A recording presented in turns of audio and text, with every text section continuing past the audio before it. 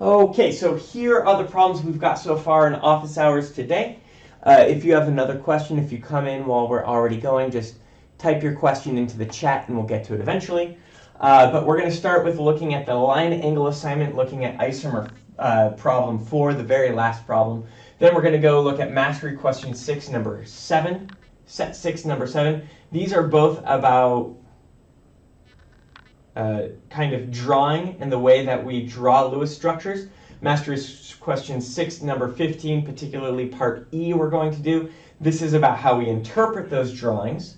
And then mastery question 6, 11 through 13 kind of gets to the next thing we're doing with the drawings, really leading into what we'll be looking at next week.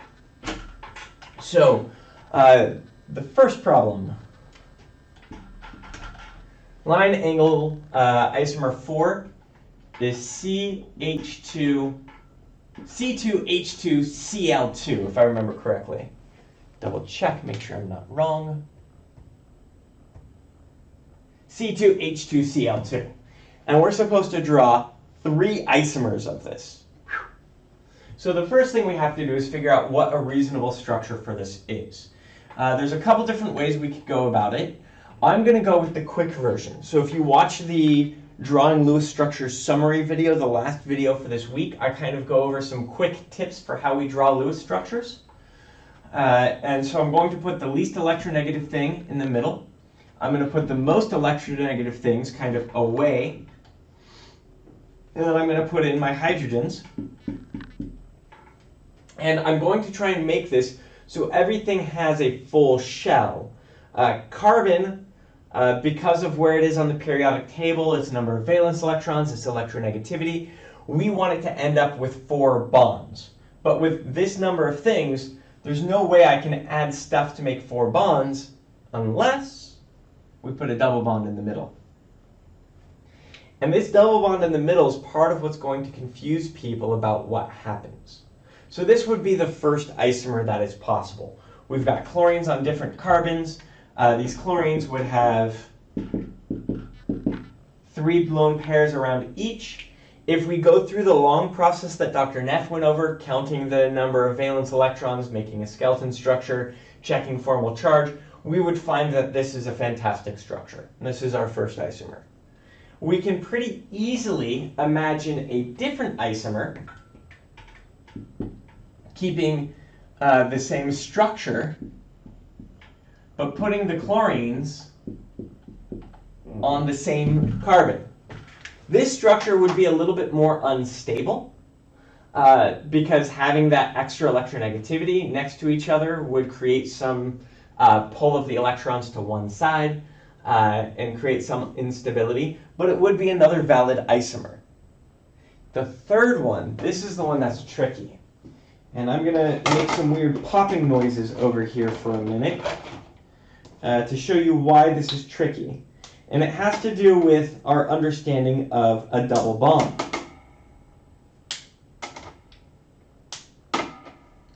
So a single bond versus a double bond, what is the difference? We're going to talk more about this next week when we talk more about three-dimensional geometry. But a single bond is going to be symmetric and it can rotate. So having one up, one down, or having it rotate so both are down, those are actually the same thing because a single bond can rotate. If we look at a double bond, however, a double bond, because of the interaction, is essentially going to have a plane of interaction. It can't rotate. So if we have the chlorines on the same side of the double bond, it can't rotate. That is uniquely different than having the chlorines on opposite sides of the double bond, since it can't rotate. So this type of isomer, which Dr. Neff does go over this idea of isomers and whether you can rotate or not, this is called cis versus trans. The way I remember it is trans is like transatlantic, transamerica. Transatlantic is a flight or a boat that goes across the Atlantic. Transamerica is a railroad or a flight that goes across America. Trans goes across. The cis stays on the same side. The way we would draw this on the board, for my third one, we could flip the chlorines or the hydrogens. So the last isomer I would draw would actually look like this.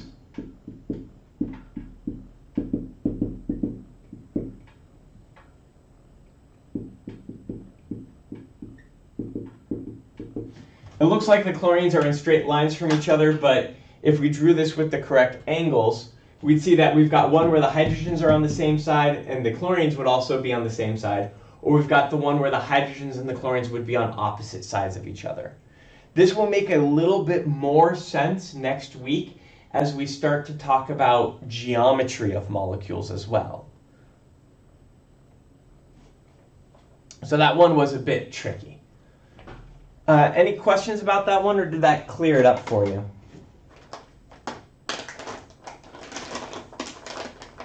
Oh, they should all have lone pairs. Sorry, I just got lazy there.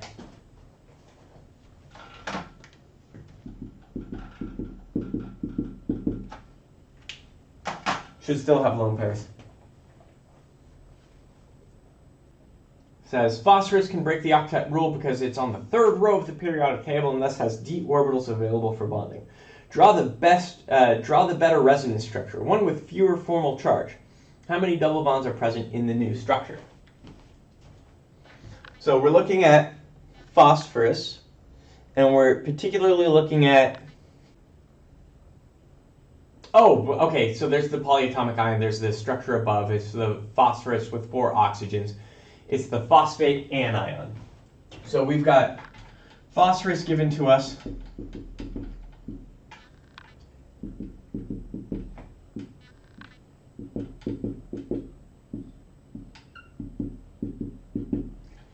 And if we do the formal charge calculation on this like we were supposed to do for the beginning of the problem, we get -1, -2, -3, -1, -1, -1, -1 for a -4 overall.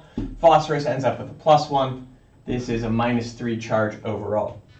If we're thinking about phosphorus,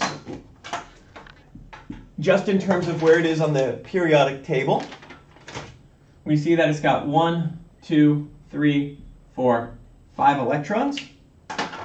And that actually makes it so it can form 1, 2, 3, 4, 5 bonds. Now this is additionally because it has access to those d orbitals in terms of the energetic space that it can interact with.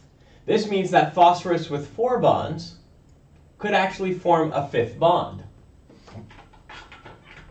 And since we know that oxygens typically like to have 2 bonds, we'll go ahead and just any one of these oxygens, we can put it in a double bond. Now if we did our formal charge calculations, we'd get -1, -1, -1, 0, and 0. Still a formal charge of -3 overall, but now we have more zeros across our structure, which means we have more things satisfying their valence shell in a way that evenly shares electrons around them. The question becomes, well, if it works once, does it work twice? Does it work 3 times, 4 times? If I put in another double bond, now I've got -1, -1, 0, 0. And if you do the formal charge, let me do a quick check. Use participants. One, yes or no, I am comfortable with calculating formal charge.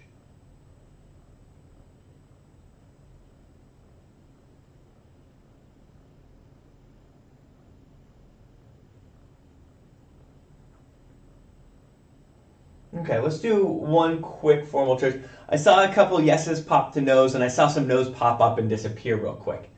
So let's do a quick formal charge calculation. Thing number 1 is formal charge is this formality, this trick for figuring out whether we've got the best structure or not. And we'll do the formal charge calculation for phosphorus. It's going to be the number of valence electrons it has before bonding, which for phosphorus is 5.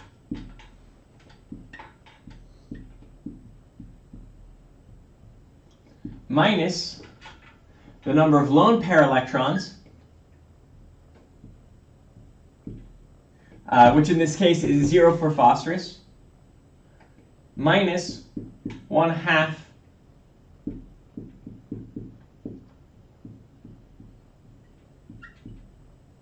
the bonding electrons, which in this case is 2, 4, 6, 8, 10.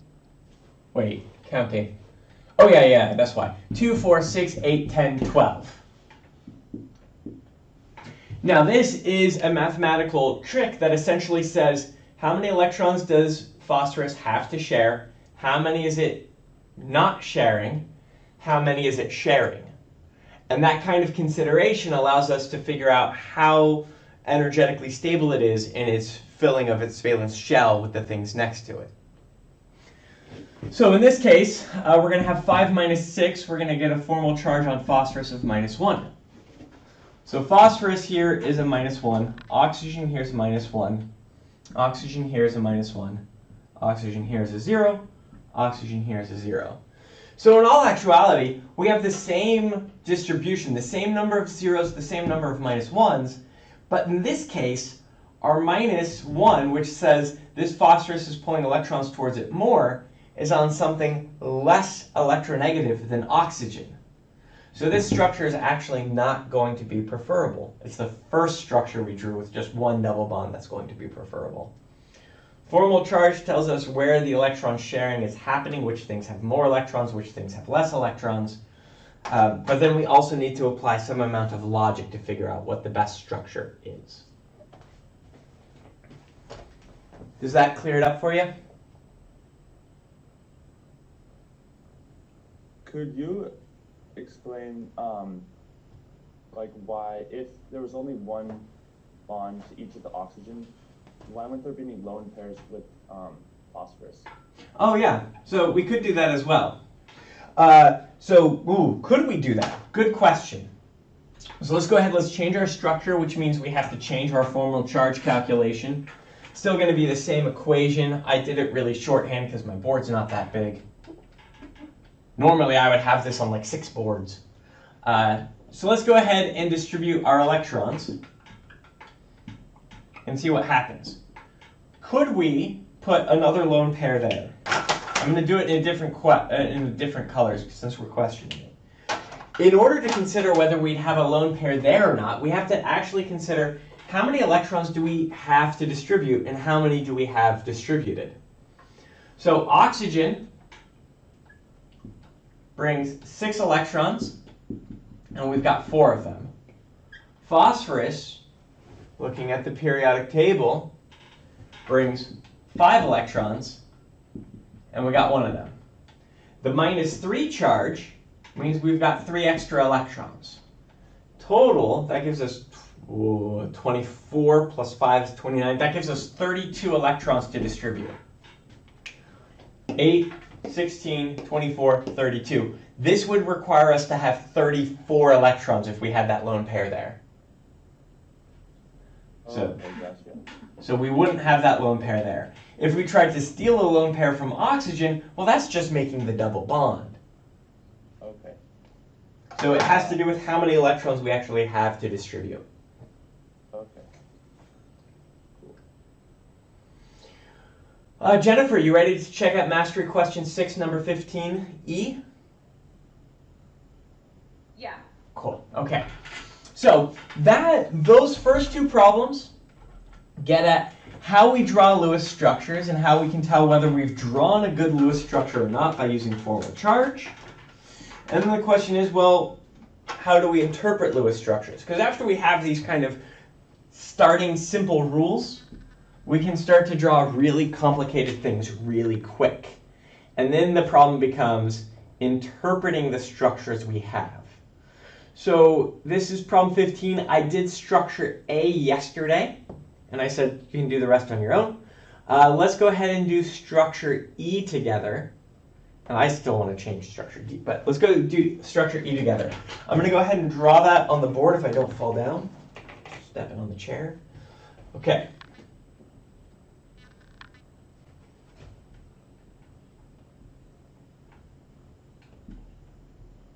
Looks like a kite. Okay, so here's the structure. What the heck is it? So you'll notice in terms of functional groups, in terms of what's going on here, every place where we've got a line ending, that there's going to be an assumed carbon there with as many hydrogens as necessary to fill its octet. These places where the oxygens are, lone pairs are assumed. I'll go ahead and put them in explicitly. We've got an oxygen double bond pretty close to another oxygen. That's going to be an ester functional group. So we've got some functional group there. And we've got an alkene here as well with the carbon-carbon double bond. So we've got a couple functional groups. But what the problem's asking us to do is just figure out the molecular formula and the empirical formula. So I'm going to go ahead and draw the expanded version of this with all of the carbons and hydrogens explicit. This is one of those things where after you start doing it often enough, you kind of just start looking at it. You're like 1, 2, 3, 4, 5, 6 carbons, 2 oxygens, 3, 4, 5, 6, 7, 8 hydrogens. But we're not there yet, so let's go ahead and draw it out and see. We got a carbon to a carbon. I'm going to stop with the angles as well, even though it does a better job representing what's actually happening. To a carbon. To a carbon. That's going to make a square. I'm going to make the square a little bit off as well, just because it makes it easier for me to see what's going on. Right, and then I'm going to go through, put my lone pairs in. You notice my oxygens have their 2 bonds and their 2 lone pairs, 2 bonds, 2 lone pairs. I'm going to fill in all of the assumed hydrogens, which is however many it takes to make it so every carbon has 4 bonds around it. And now that it's all drawn out explicitly, it's a lot easier to count. It takes up a lot more space. It makes it a little bit more difficult to see where the functional group is, right? In that top picture, it's really obvious where the functional group is, where the interesting chemistry is going to happen. And in this one, yeah, we can also do 15C. In this one, you can count things easier, but it takes up more space. It doesn't represent the angles as well. Again, we're talking about that next week. But it's easier to count everything. So I'm going to start by counting the carbons. 1, 2, 3, 4, 5, 6. C6. Hydrogens next. 1, 2, 3, 4, 5, 6, 7, 8. H8. 2 oxygens. O2. That is the molecular formula. The empirical formula is going to be the smallest ratio of these numbers. So 2 is the smallest number I have, so I'm going to divide everything by 2.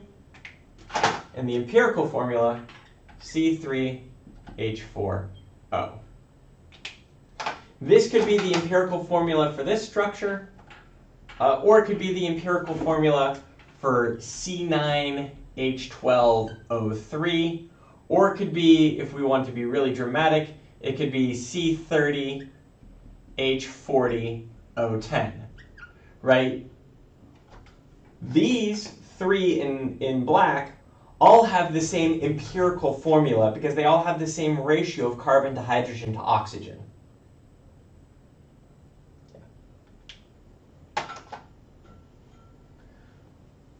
What about 15C? Let me ask you, Emmy, what are you getting for it? And everyone in office hours, go ahead and try 15C real quick while I'm putting it on the board and see if you're getting the same thing. You can type it in chat and we'll see if you're getting the same things. All right, okay.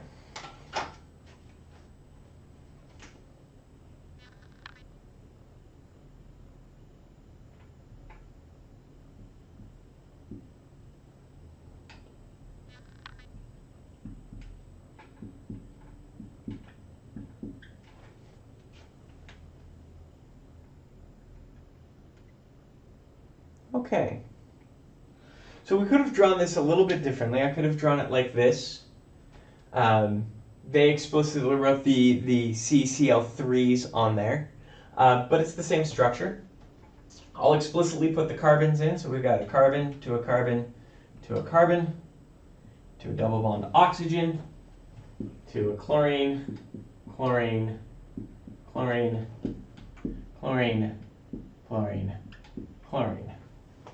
Is it not accepting C3OCl6 as an answer?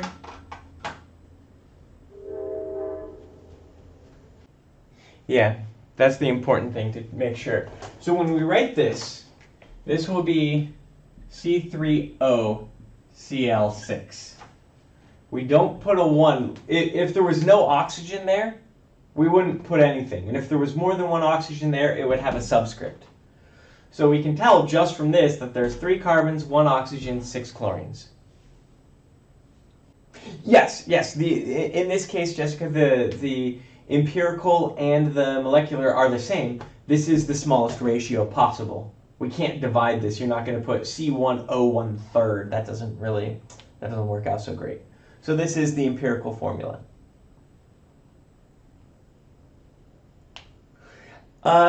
Side question. Let me go ahead and pause the video for a moment. So the next thing we're going to look at is Mastery Question Set 6, problems 11 through 13. And all of these are asking about dipole moments. Technically, I think these problems are more geared towards next week. But Dr. Neff did talk about bond polarity. And so we can think about these a little bit, and they do help us start thinking about what we're doing next week. I'm not sure if they're going to be graded for points this week, but let's look at them anyway.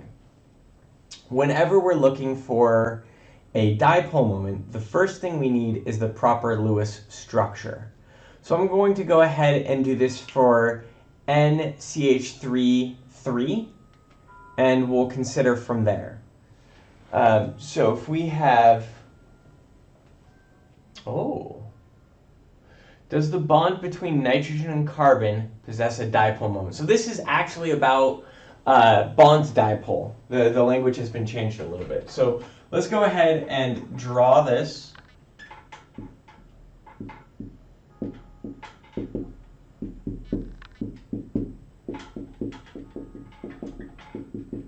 This is the full explicit version. We could have also drawn it like this. Same thing. A little bit neater, a little bit clear to see what's going on.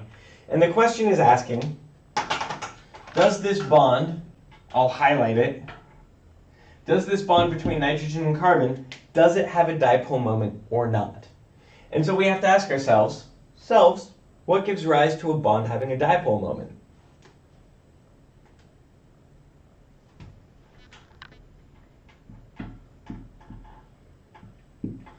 So this brings back some of the stuff we did earlier in the week, or actually, last periodic trends was last week, wasn't it? Last week, where we're looking at it for a difference in electronegativity. And the question is, do carbon and nitrogen have a difference in electronegativity? And in this situation, the answer is yes. Oh, I put the arrow pointing the wrong direction, though. So this bond is going to have a slight polarity. There's a difference in electronegativity between nitrogen and carbon. And that's going to give us a dipole moment in the bond pointing towards nitrogen. So the electrons are going to be pulled away from carbon towards nitrogen. So that one would be a yes. And so we can go through each of these and ask ourselves if there's a difference in dipole moment. Is there a difference in electronegativity?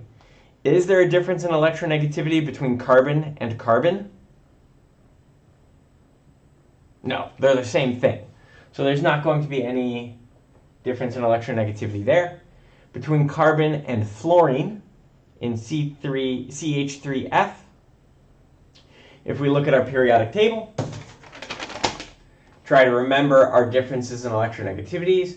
Fluorine is one of our most electronegative compounds. Carbon is over here, it's less electronegative. And so in that situation, we are going to see a difference in electronegativity, which will give us bond polarity for that number 13. Okay, so for Mastery Question Set 6, number 8, it says, what is the name of the ion? This is particularly, so after number 7, it's all asking about our better picture of the phosphate. So we're looking, oh, and I just gave the answer away. Shh. It's asking for our better picture of the ion. We don't know what its name is. So what we have to do is we have to get really familiar with our common ions list on the Canvas page. This is going to become a much bigger deal, a little bit of a bigger deal in week 5 and a much bigger deal in week 6 as we go on to types of reactions. So we want to start learning our common ions list as soon as possible. This is phosphate. Question 10, moving on to the next one. Question 10 is essentially asking us to look at this better drawing and figure out what the bond order is, recognizing that we've got a bunch of different resonance structures possible. So double one there, double one there. Right. Doing it really quick where I'm not doing a good job drawing in all of the electrons like I should. We end up with 1, 2, 3, 4 resonance structures. Each resonance structure has 5 bonds. So our formal charge is going to end up being essentially 5/4 for each of those phosphorus oxygen bonds. So it's like 1 1/4. Which, when you think about it, kind of makes sense. When we're trying to do this picture of multiple resonance structures, what we're trying to say is this is not really the double bond, where the double bond is. Electrons are these dynamic objects that can move across the entire molecule. And sure, the electrons in this double bond spend some time here, but a quarter of their time it's over here, or over here, or over here. And those electrons are constantly moving around. So we take the average of this and we say, well, this bond is a double bond part of the time and a single bond part of the time. And it's more often a single bond. So it's like a single bond plus a little bit extra. And 1/4 of the time it's a double bond, so it ends up being like 1.25 for that bond order. I'm just recording this again because we're having an interesting conversation in office hours right now. Looking back at, this was line angle isomers number 4. And the program is actually accepting some weird answers where you've got chlorine with like a double bond and a single bond, right? You're doing a double bond to carbon, single bond to hydrogen, something like that. Yeah. Where are your other chlorines? And then is there like another bond to chlorine or something? No, from carbon, there's another bond to carbon, double bond to carbon, and then another double bond to, yeah. Double bond in the middle, though. Whoa. Yeah, it should not accept that. And so what's going on with this is this software allows us to make mistakes. And it allows us to draw weird things even though they're not stable. And this should not be accepted as an answer. If it's accepting that, that's weird.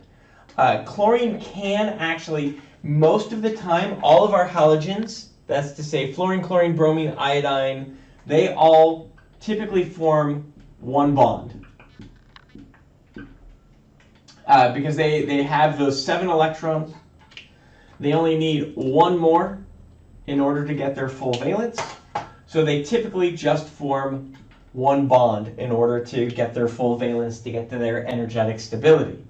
However, if you get chlorine and you get it next to something that's a lot more electronegative than it, like oxygen, you can actually, because chlorine is also in that, is in that 3rd row, chlorine can do some weird things. So you can get chlorine, this would be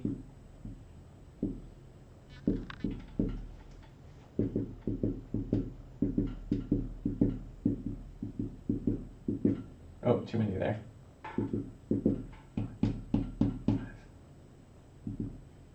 So you can get chlorine, I have to double check the electrons, but you can get chlorine that actually has 2, 4, 6, 8, 10 electrons around it.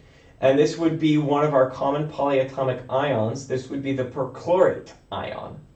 I want to check if it has a lone pair in the middle. So in order to do this Lewis structure proper, I'm going to do Oxygen brings 6 electrons, and we've got 4 of those.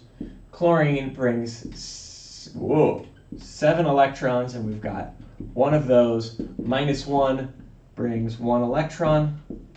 That's going to be 24 plus 8, 32. Yeah. And we've got 8, 16, 24, 32. So no lone pair in the middle. I just had to count my number of electrons. But here we can force, if we have oxygens around it, we can force chlorine to form more bonds. It's okay if this looks weird to us, right? Once we start drawing a lot of Lewis structures, we start getting pretty good at recognizing when Lewis structures look weird. And when a Lewis structure looks weird, it's because it's very reactive, right?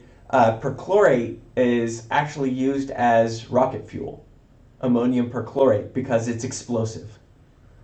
It can essentially oxidize itself and produces this huge amount of gas and blows up.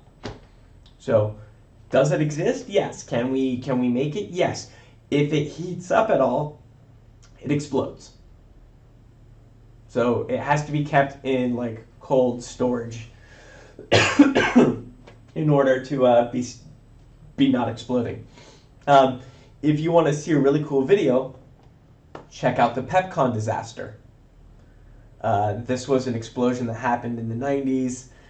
If you just look up PepCon explosion, that was a rocket fuel plant in Southern California, way east out in the Mojave Desert.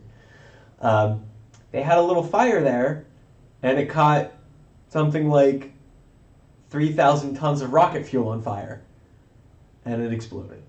It's fantastic. It's a shockingly incredible video. But we can start to, as we get comfortable with what structures look stable, what structures look unstable. Now I'm getting sidetracked. I'm still glad I'm recording this, but let's look at another one. So this is another structure. And I do this one in class whenever I have class, but what's the Lewis structure for carbon monoxide?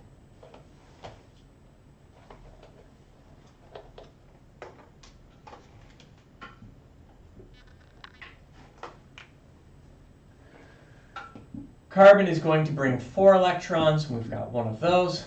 Oxygen is going to bring 6 electrons, and we got 1 of those.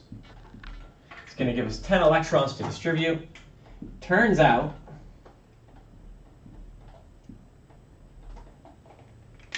this is the structure for carbon monoxide. A carbon-oxygen triple bond. And we should look at that, and we should instantly think, wait a minute, I thought carbon liked to have 4 bonds and oxygen liked to have 2 bonds. You're right. But carbon monoxide can exist. Is it safe to breathe carbon monoxide? Hopefully you're all shaking your head no, and being like, no, that doesn't sound safe. Carbon monoxide is very unstable and very reactive. If you inhale carbon monoxide, it will cause essentially chemical burns, and it'll compete with oxygen in your bloodstream and cause all kinds of issues. Incredibly reactive. We look at this and we say, this is not fitting our good pieces. It's dangerous, it's reactive. So as we get comfortable with stable structures, we start to be able to recognize reactive structures as well, which is really part of the point of this, with emphasizing the functional groups and emphasizing the Lewis structures, is this gives us some intuition about where reactions are going to happen in a molecule.